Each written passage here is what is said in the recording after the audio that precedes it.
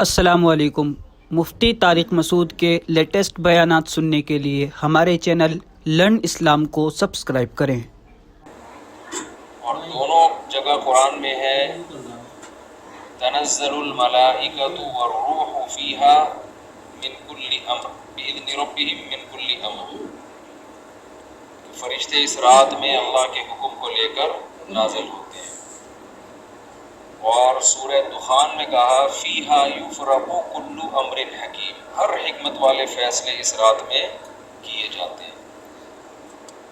تو یہ سب لیلۃ القدر کے بارے میں ہے، اس کو لوگ شب برات پر لے جاتے ہیں۔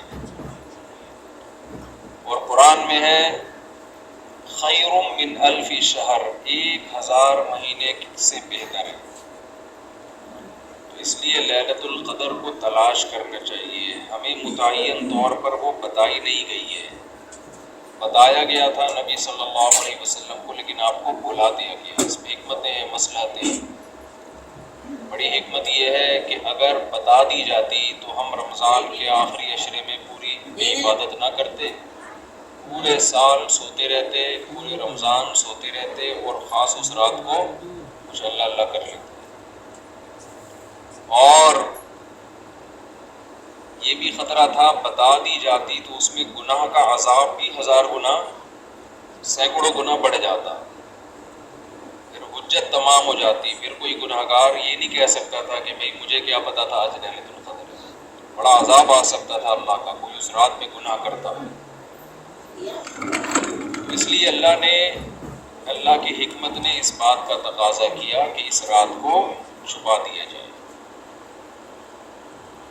اب امکانات ہیں، پہلی بات تو رمضان میں ہوگی، اتنی بات تو تقریباً یقینی ہے۔ دوسری بات رمضان کے آخری عشرے میں ہوگی، یہ بھی تقریباً یقینی ہے۔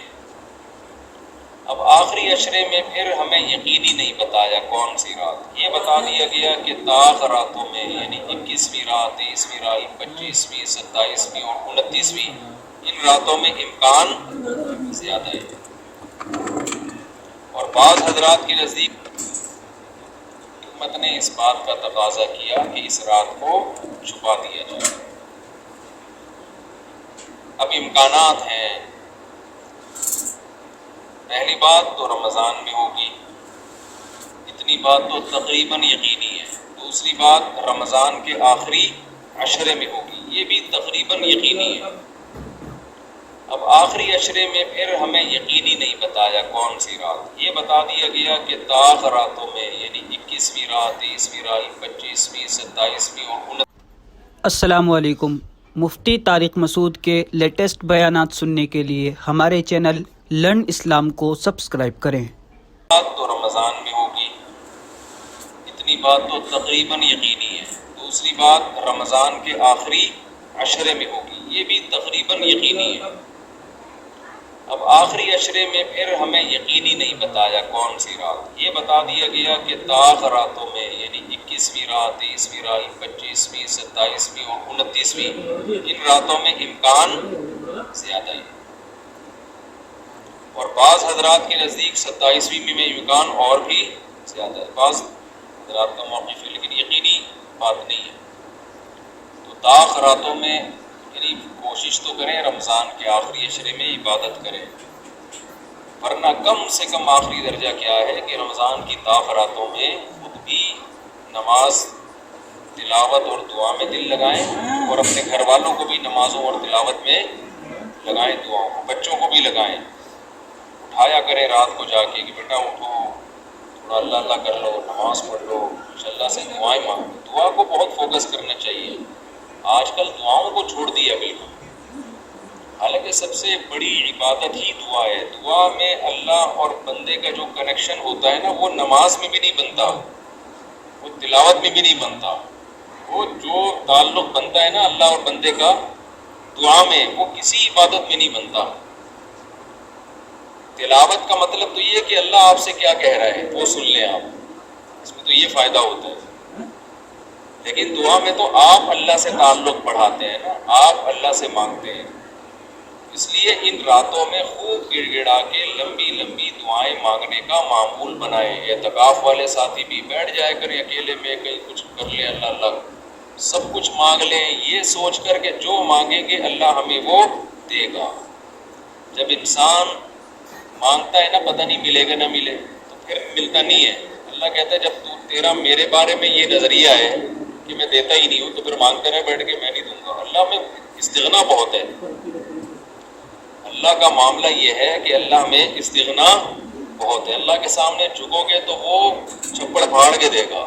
تھوڑی سی بھی اکڑ دکھاؤ گے تو پھر اللہ کا کچھ نہیں بگاڑ سکتے, پھر خود ہی رلتے رہو گے, ساری زندگی برباد ہوتے رہو گے. جیسے نبی صلی اللہ علیہ وسلم نے ایک بوڑھے کو بخار میں دیکھا, فرمایا کہ طہور, یہ بخار تمہارے گناہوں کو معاف کرے گا, خیر برکت کا ذریعہ ہے. اس کو بیچارہ غصے میں تھا, اس نے کہا. السلام علیکم. مفتی طارق مسعود کے لیٹسٹ بیانات سننے کے لیے ہمارے چینل لرن اسلام کو سبسکرائب کریں. کرنے کے لیے آیا ہے. آپ نے فرمایا اب ایسا ہی ہوگا, گناہوں کی معافی کا ذریعہ نہیں بنے گا. تو دعا میں مانگیں یہ سوچ کر کے یقینی طور پر اللہ میری دعا کو قبول کرے گا, اور بار بار مانگتے رہیں. مانگے کیا, یہ بڑی پرابلم ہے, یہ بڑا مسلمان کے ساتھ مسئلہ ہے.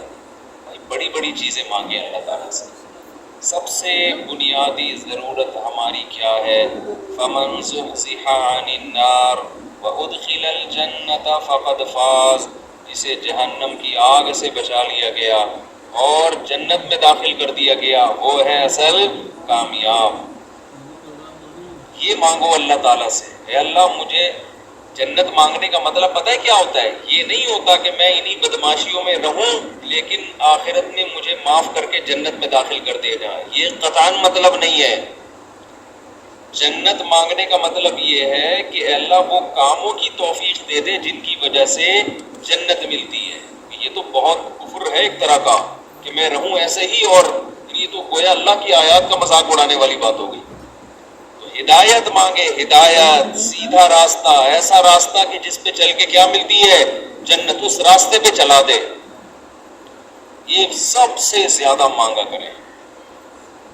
اور جو دین کے کام میں لگے ہوئے ہیں, مبلغین ہیں, علماء ہیں, دینی مدرسے کے طلباء ہیں, وہ ایک اور دعا بہت زیادہ مانگا کریں, کیونکہ ان کو صرف جنت تھوڑی چاہیے. ان کو تو یہ چاہیے کہ ہمیں اللہ نے پیغمبروں کا وارث بنایا ہے, تو ہم سے اے اللہ تو دین کا کام بہت زیادہ لے لے, جو ہمارا مقصد ہے, ہمارا ہدف ہے.